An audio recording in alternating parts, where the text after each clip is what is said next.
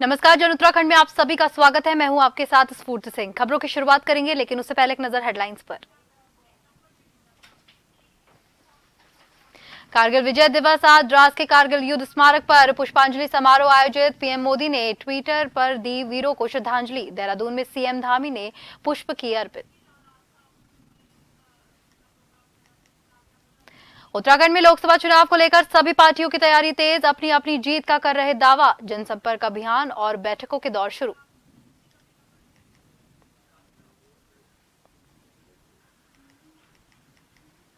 डोईवाला में नए शहर की योजनाओं के खिलाफ किसान और ग्रामीण आंदोलन की राह पर। महापंचायत को समर्थन देने पहुंचे किसान नेता राकेश टिकैत।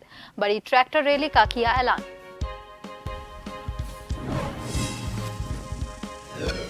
जोशीमठ में पुलिस ने पकड़ा अवैध शराब का बड़ा जखीरा। 80 लीटर शराब और 700 लीटर लहन किया बरामद। 3 आरोपी किए गिरफ्तार।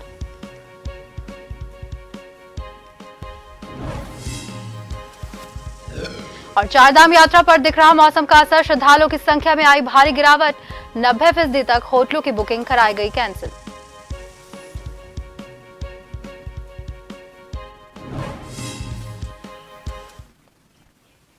और सबसे पहले बात करते हैं कारगिल विजय दिवस की।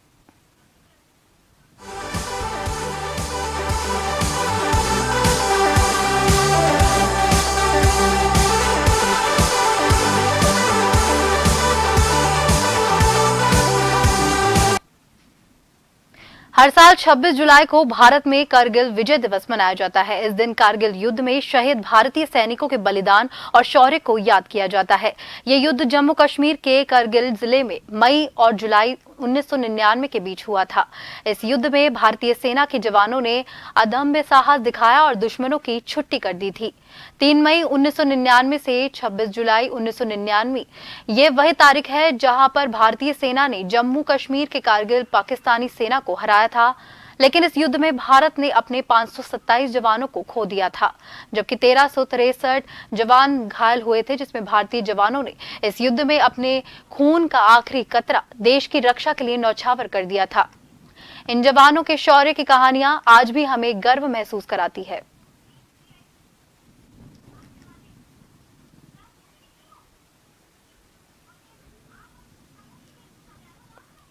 विजय दिवस मनाने और 1999 के कारगिल युद्ध के 559 सैनिकों की शहादत की याद में 2 दिवसीय कार्यक्रम का आज अंतिम दिन है। यह आयोजन मंगलवार को लद्दाख में शुरू हुआ था। समारोह लमोचेन दृष्टिकोण से शुरू होता है, जहां युद्ध नायकों और शहीद सैनिकों के परिवारों ने बहादुर आत्माओं को याद किया।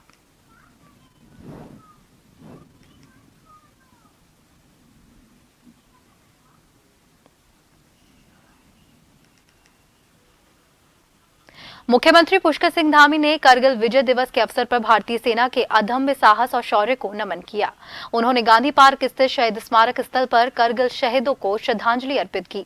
अपने संबोधन के दौरान सीएम धामी ने कहा कि कारगिल युद्ध में बड़ी संख्या में उत्तराखंड के सपूतों ने देश की रक्षा के लिए अपने प्राणों को आहुति दे दी थी। राज्य सरकार सैनिकों, पूर्व सैनिकों और उनके परिजनों के कल्याण के लिए वचनबद्ध है। भारत की सेना ने अपने शौर्य और पराक्रम से हमेशा देश का मान बढ़ाया है। हमें अपने जवानों की वीरता पर गर्व है।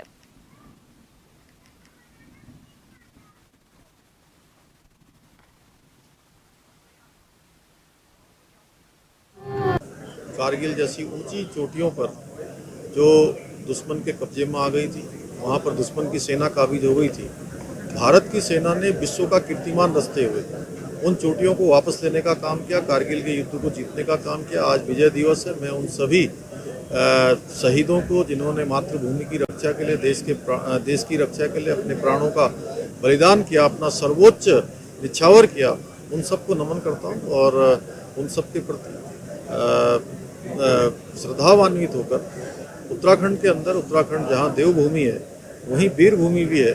देश के अंदर एक बहुत बड़ी संख्या देश की कुल सेना के प्रतिशत के रूप में उत्तराखंड से देश को देने का काम होता है। मातृभूमि और देश की सेवा के लिए लगते हैं। उन सब के कल्याण के लिए, उन सब के उत्थान के लिए, उनके परिवारों के वेलफेयर के लिए हमारी सरकार प्रतिबद्धता से काम करेगी। और राज्यपाल लेफ्टिनेंट जनरल गुरमीत सिंह ने आज कारगिल युद्ध में हुए शहीदों को श्रद्धांजलि दी। वहीं कारगिल विजय दिवस पर अपने संदेश में राज्यपाल ने कहा कि कारगिल युद्ध के दौरान भारतीय सेना के अदम्य साहस, शौर्य और रणनीति कौशल का प्रदर्शन किया था, जिसमें इस विजय अभियान में भारतीय सेना के कई शूरवीरों ने देश के लिए अपना बलिदान दिया, जिसमें देवभूमि उत्तराखंड के कई वीर सैनिक भी शामिल थे। सबने, हर भारतीय ने, हर उत्तराखंड की तरफ से आज हमने अपने वीर जवानों को ट्रिब्यूट, श्रद्धांजलि पेश की है। आज से 24 साल पहले कारगिल में जो विजय हासिल की थी भारतीय सेना ने, अपने आप में अलग थी। आज हम सब के लिए उन 500 से ज्यादा 547 शहीदों को याद करने का दिन है। और आपको याद होगा कि 4 परमवीर चक्र और 11 महावीर चक्र, उनकी जो करेज, वेलर, डेडिकेशन, डिटर्मिनेशन की कहानी है, वो हम सबको पता होनी चाहिए।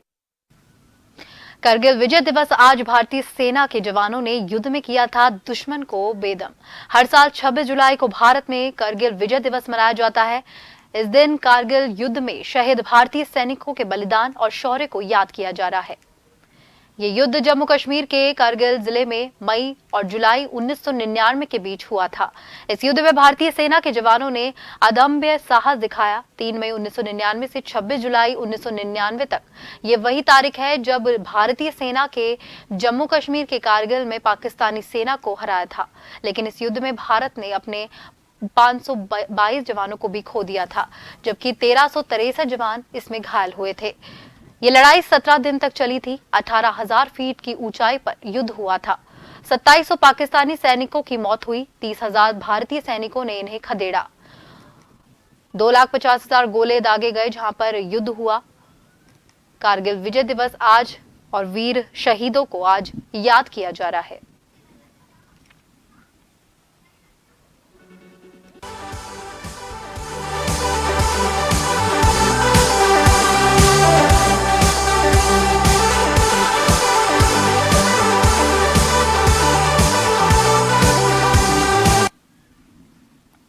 लोकसभा चुनाव को लेकर बीजेपी और मुख्य विपक्षी दल कांग्रेस ने अपनी तैयारियों को तेज कर दिया है। बीजेपी द्वारा लोकसभा चुनाव को लेकर जनसंपर्क अभियान चलाया जा रहा है, तो वहीं दूसरी ओर कांग्रेस के नेता भी जनता से जुड़ने के लिए प्रदेश के सभी जिलों में बैठकों का आयोजन कर रहे हैं। दूसरी ओर पूर्व मुख्यमंत्री हरीश रावत दावा कर रहे हैं कि इस बार लोकसभा चुनाव में कांग्रेस भारी बहुमत से जीत हासिल करेगी। इस मामले को लेकर बीजेपी प्रदेश प्रवक्ता हनी पाठक का कहना है कि कांग्रेस की स्थिति पिछले विधानसभा चुनावों की तरह ही होगी। उन्होंने पूर्व मुख्यमंत्री हरीश रावत पर तंज कसते हुए कहा कि हरीश रावत को इस लोकसभा चुनाव में हार का सामना करना पड़ेगा। हालांकि लोकसभा चुनाव में अभी 1 साल का वक्त बचा है जहां पर, लेकिन यही नहीं है, वहीं बीजेपी और कांग्रेस लोकसभा चुनाव को लेकर एक दूसरे पर तंज कसते हुए नजर आ रहे हैं। अब यदि विधानसभा के चुनाव में जाइए तो ये अंतर हमने घटा करके, जो लेटेस्ट चुनाव हैं उनमें घटा करके हम इसको 5% के आसपास ले आए हैं। और 2000 विधानसभा के चुनाव में 2017 में ये लगभग 11% के करीब था, तो उनका 6% घटा है और हमारा जो है 5% के करीब जो है ग्राफ विधानसभा के चुनाव में बढ़ा है। इसका मतलब है कांग्रेस आगे की तरफ बढ़ रही है, उत्तराखंड में भाजपा पीछे की तरफ आ रही है। देखिए, अपनी पार्टी की गांठें तो वो खोल नहीं पा रहे हैं, तो मैं यही कहूँगी हरीश रावत जी को अपनी पार्टी की गांठें खोलना नहीं आता और मश्करी के सिवाय इनको कुछ बोलना नहीं आता। तो फिर ये मश्करी वाला बयान दे रहे हैं कि फिर लोकसभा चुनाव में ये आएंगे, तो पहले अपनी पार्टी के शीर्ष नेताओं से बात तो कर लीजिए। उनको वही नहीं देखना चाहते तो जनता उनको किस प्रकार से देखेगी। इधर हरक सिंह रावत जी वीडियो वायरल करके बता रहे हैं कि हम हैं यहाँ पर लोगों के हितैषी, और उनकी खुद की छीछाल इधर मच रही है उस वीडियो के माध्यम से। तो वो ये सारी चीज़ें इनकी जो पार्टी में चली आ रही हैं, ये बता रही हैं अंदर की सिर फीटा फुटा कलेश वगैरह वगैरह, ये सारी चीजें लगातार जो दिख रही हैं, ये जनता भी देख रही है। केंद्र सरकार के 9 साल का कार्यकाल पूरा हो चुका है। इस उपलब्धि को लेकर बीजेपी द्वारा लगातार प्रचार प्रसार अभियान भी चलाया जा रहा है। वहीं अब केंद्र सरकार द्वारा आगामी 2024 में 10 लाख लोगों को रोजगार देने की बात कही गई है, जिससे रोजगार का अवसर तलाश रहे युवाओं को रोजगार प्राप्त करने का अवसर मिलेगा। इसके साथ ही अगर बात प्रदेश सरकार की, तो प्रदेश सरकार भी रोजगार के मामले को लेकर लगातार एक्टिव मोड पर नजर आ रही है। प्रदेश सरकार द्वारा समय समय पर रोजगार मेले का आयोजन किया जा रहा है। वहीं दूसरी ओर कांग्रेस प्रदेश अध्यक्ष करण मेहरा का कहना है कि प्रदेश सरकार रोजगार के नाम पर युवाओं को ठगने का काम कर रही है। प्रदेश में लगातार बेरोजगारी बढ़ती जा रही है और सरकार का इस तरह कोई तरह से ध्यान नहीं है।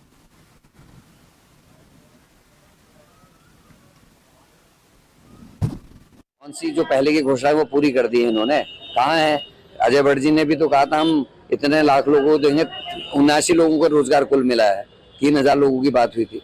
तो ये मजाक है और बीजेपी लगातार मजाक करे। न्याय देने की बात कर रहे थे, क्या अंकिता को न्याय दे दिया? उसमें देखते चले आए। अब जो धामी जी का कार्यकाल चला आ रहा है 2 साल का, उसमें अगर आप देखें तो 2100 पॉलिटेक्निक विद्यार्थियों को रोजगार दिया गया है और 824 स्वास्थ्य कार्यकर्ताओं को रोजगार दिया गया है। 1431 सहायक अध्यापक एलटी को नियुक्ति दी गई है और 604 सामुदायिक स्वास्थ्य अधिकारियों की तैनाती हुई है। प्रदेश के सैनिक कल्याण मंत्री गणेश जोशी ने धामी सरकार के ड्रीम प्रोजेक्ट सैन्य धाम का स्थलीय निरीक्षण किया। बता दें कि राजधानी देहरादून के गुलियाल गांव में वीर शहीद सैनिकों की याद में प्रदेश का 5वां धाम सैन्य धाम के रूप में मनाया गया, जहां सैनिक कल्याण मंत्री गणेश जोशी की माने तो देश के प्रधानमंत्री नरेंद्र मोदी की परिकल्पना यानी सैन्य धाम आगामी दिसंबर माह तक बनकर तैयार हो जाएगा। देखिए, देश के प्रधानमंत्री नरेंद्र मोदी जी की परिकल्पना और धामी सरकार का ड्रीम प्रोजेक्ट और जिसको पूरा करने का सौभाग्य सैनिक कल्याण मंत्री होने के नाते मुझे प्राप्त हुआ है। जब मोदी जी यहां पर आए थे, उन्होंने कहा था कि ये वीरों की भूमि है, राष्ट्रभक्तों की भूमि है।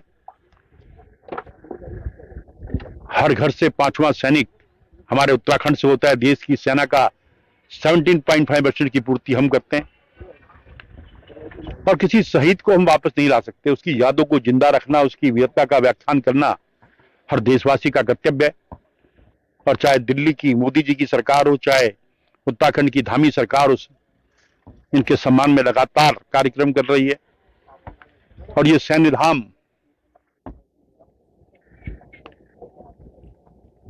जैसा कि मैंने कहा था कि ये कोई संग्रहालय नहीं है, पूरे देश के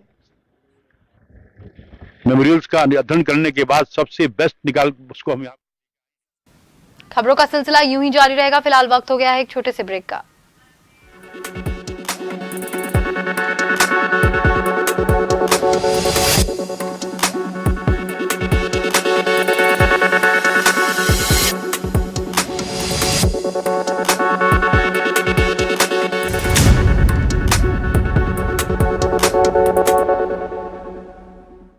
सरकारी विद्यालयों में पढ़ रहा कोई भी बालक अब पाठ्य पुस्तकों से वंचित नहीं रहेगा।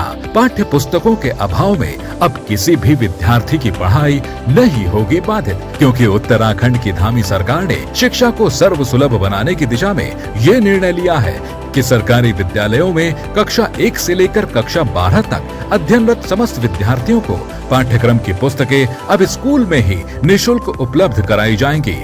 सरकार द्वारा हमें स्कूल में ही निःशुल्क पुस्तकें उपलब्ध कराई जा रही हैं, जिससे मैं बहुत खुश हूँ। गरीब परिवारों के बच्चे अब बिना किताबों के स्कूल नहीं जाएंगे। धामी सरकार के इस भगीरथ प्रयास से राज्य के सरकारी विद्यालयों में पढ़ रहे 10,83,000 से अधिक बच्चों को इस योजना से प्रत्यक्ष लाभ होगा।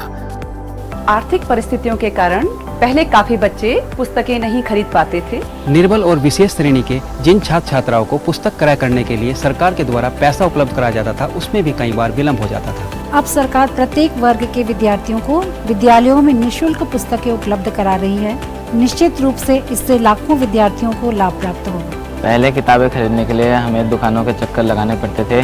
कई बार किताबें दुकानों पर समय से नहीं मिल पाती थी। अब किताबें स्कूल में ही मिलती हैं, वो भी बिल्कुल मुफ्त। धामी सरकार ने ठाना है शिक्षा की अलख जगाना है, शिक्षा को सर्वसुलभ करके उत्तराखंड को अग्रणी राज्य बनाना है।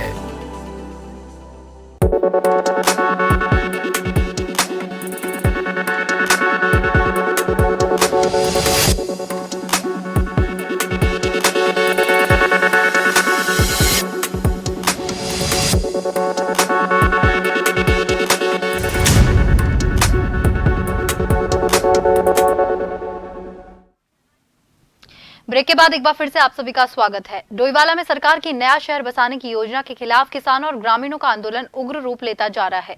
आज डोईवाला में भूमि बचाओ घर बचाओ महापंचायत आंदोलन को समर्थन देने के लिए भारतीय किसान यूनियन के राष्ट्रीय प्रवक्ता राकेश टिकैत और किसान नेता जगतार बाजवा डोईवाला पहुंचे, जहां बड़ी संख्या में स्थानीय लोग और किसान भारतीय किसान यूनियन के नेताओं को सुनने के लिए पहुंचे। महापंचायत में संबोधन करते हुए किसान नेता राकेश टिकैत ने कहा कि सरकार को किसी भी कीमत पर किसानों की जमीन नहीं लेने देंगे।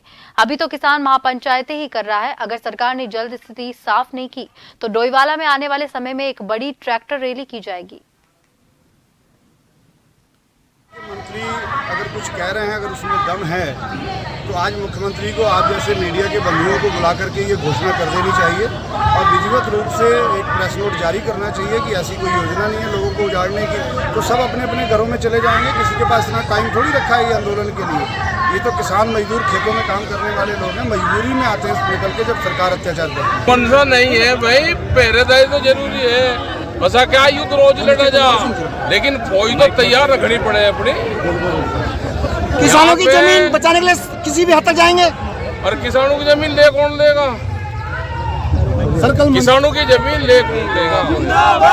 आप अगर यहाँ पे शहर बसाना है, शहर तो बस रहा, आप इसका रोड मैप दे दो, इसमें सिविल डाल दो, अपनी जमीन किसान अपने आप ही बेच लगा कर शहर बसाना तो कर लगा। ये जाएगी नहीं, जबरदस्ती जो कर रहे हैं कि गांव उठाकर इनको चले जाएंगे। इनका पूरे देश में प्लान है कि किसानों से किस तरह से जमीन छीनी जाएगी। आजकल देहरादून के सरकारी अस्पतालों में एक ही दिन में 100 से अधिक केस डॉग बाइट के आ रहे हैं। दून अस्पताल में पीड़ित मरीजों से एंटी रेबिस सीरम बाहर से मंगवाए जा रहे हैं। इस संबंध में दून मेडिकल कॉलेज चिकित्सालय के प्राचार्य डॉक्टर आशुतोष सायाना ने कहा है कि अस्पताल में जितने भी डॉग बाइट के केस आ रहे हैं प्रॉपर तरीके से मैनेज किए जा रहे हैं। उन्होंने बताया कि अस्पताल में एंटी रेबिस इंजेक्शन की कोई कमी नहीं है।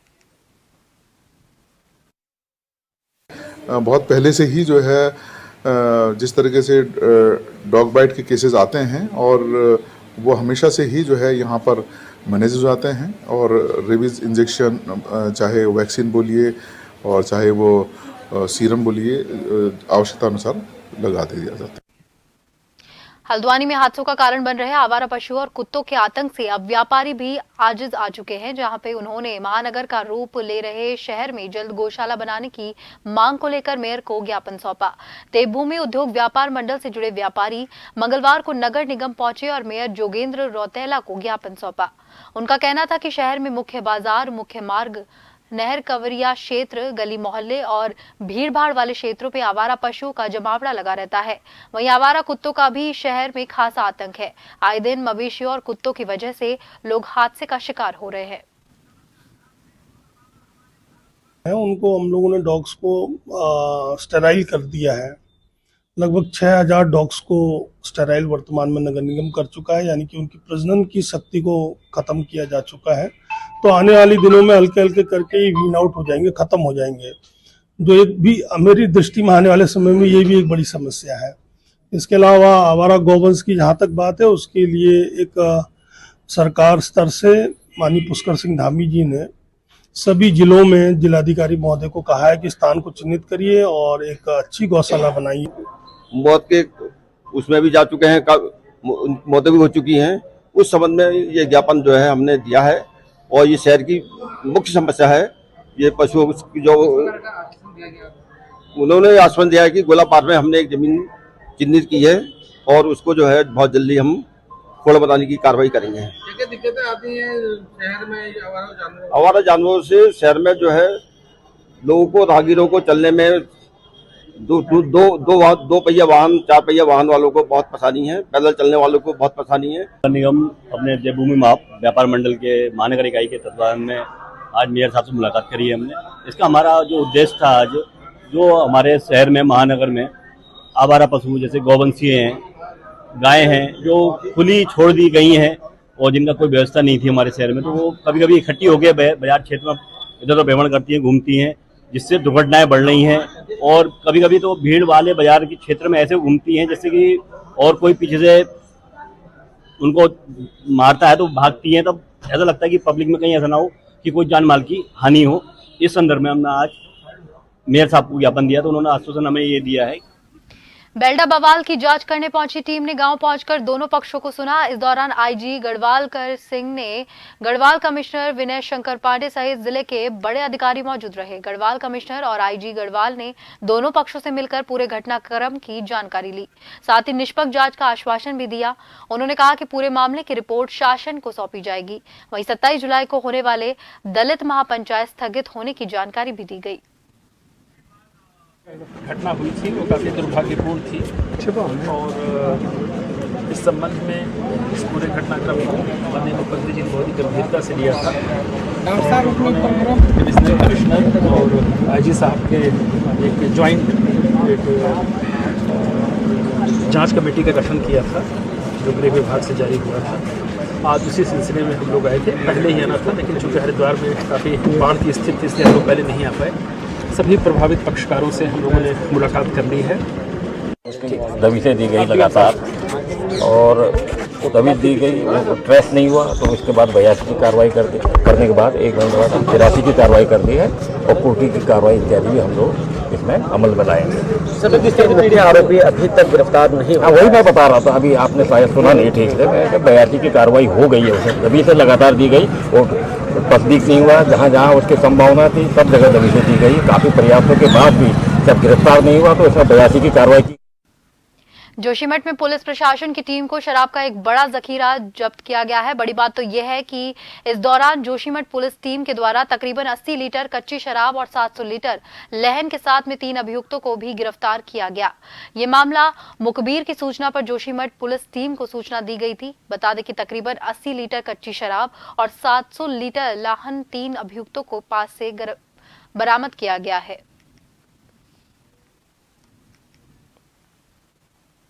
लोहाघाट पुलिस और एसओजी ने चंपावत के श्यामा लता क्षेत्र में 2 शातिर चोरों को गिरफ्तार किया है, जहां पर नगर में लगातार वाहन चोरी होने और अराजक तत्वों के बोले वाले नगरवासियों के द्वारा पुलिस की प्रणाली पर सवाल उठ रहे थे। पुलिस के खिलाफ आक्रोश रैली निकाली थी और पुलिस ने जल्द चोरी की घटनाओं का पर्दाफाश करने की मांग की थी, जिसके बाद से एसपी चंपावत देवेंद्र पिचा के द्वारा चोरी का खुलासा करने के लिए टीम गठित करी गई और टीम को जल्द चोरों का पता लगाने के कड़े निर्देश दिए गए। कल जो लोहाघाट में लोगों का आक्रोश था, 2 स्कूटी चोरी हो गई थी, उसको लेके और एक कोई नाबालिग के बच्ची काफी समय से मिसिंग थी, उसको लेके था।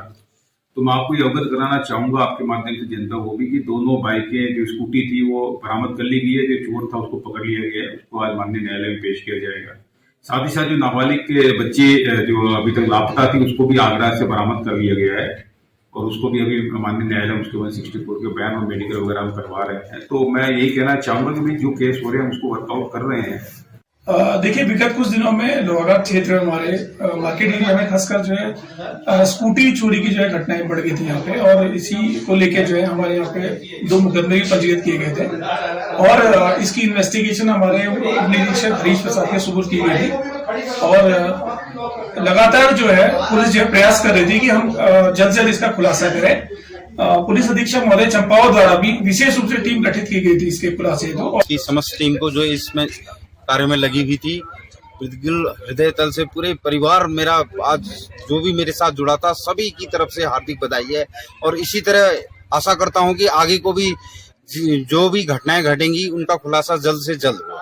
कप्तान साहब का भी हृदय तल से पूरे मेरी जितने भी समस्त लोग मेरे साथ जुड़े रहे उन सब की तरफ से धन्यवाद। उत्तराखंड में चारधाम यात्रा इस समय जोरों पर है, लेकिन मौसम लगातार बाधा बनता हुआ नजर आ रहा है, जिसके कारण चारधाम यात्रा में लोगों का आना अब कम हो चुका है। यदि पिछले कुछ दिनों की बात करें तो पिछले कुछ दिनों में तमाम चारधाम में लोगों ने होटलों की जो बुकिंग की थी वह 90% कैंसिल करा चुके हैं। आईजी गढ़वाल एस नग्यान ने कहा है कि पिछले दिनों से यात्रियों की संख्या काफी कम हुई है।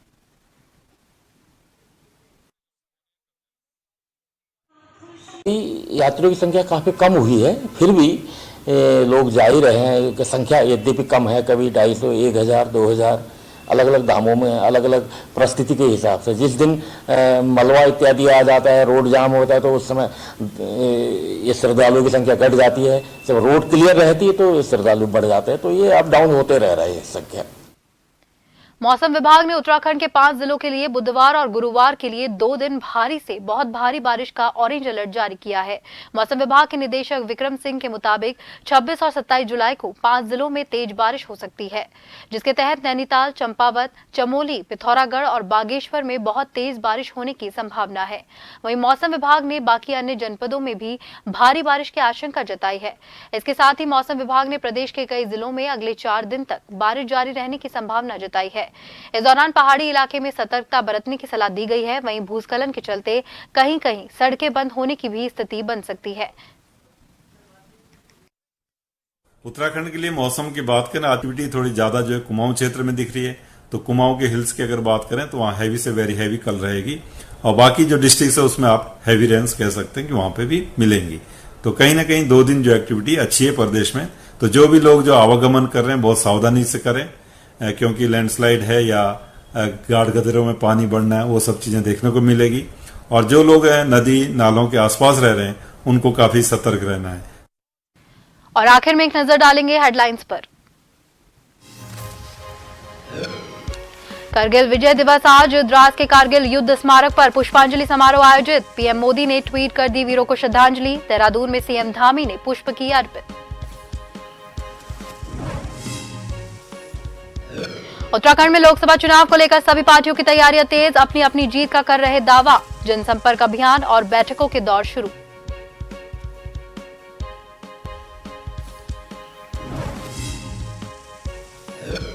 डोईवाला में नए शहर की योजना के खिलाफ किसान और ग्रामीण आंदोलन की राह पर, पंचायत को समर्थन देने पहुंचे किसान नेता राकेश टिकैत। बड़ी ट्रैक्टर रैली का किया ऐलान।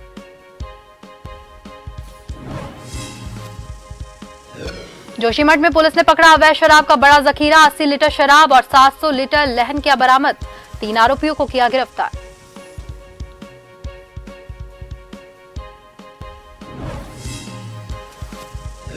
और 4 धाम यात्रा पे दिख रहा मौसम का असर, श्रद्धालुओं की संख्या में आई भारी गिरावट। 90% तक होटलों की बुकिंग कराई कैंसिल।